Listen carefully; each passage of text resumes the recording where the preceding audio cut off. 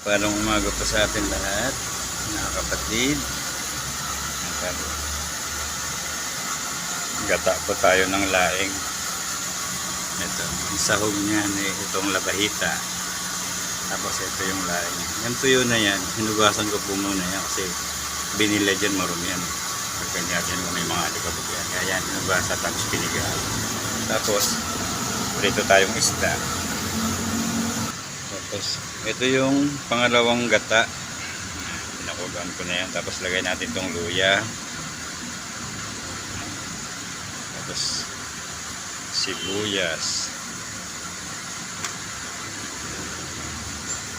Tsaka itong labahita. Ayan natin sa dyang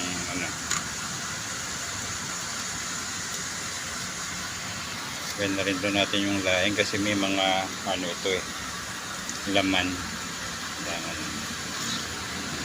Gawin natin yung laing.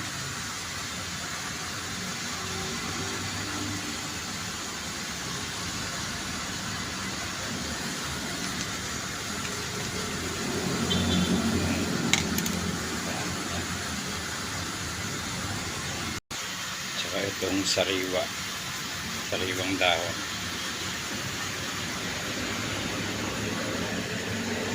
Tapos takpan na muna natin. Yan, kanina po punong-puno siya. Yan, bumaba na siya.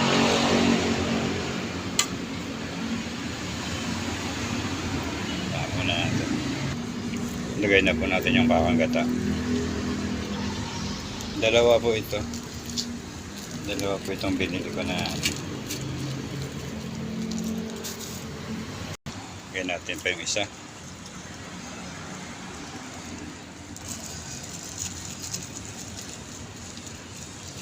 Yan po natin siyang kumulo. Lagay na po pala natin itong siling haba. Yan, malapit na po ito.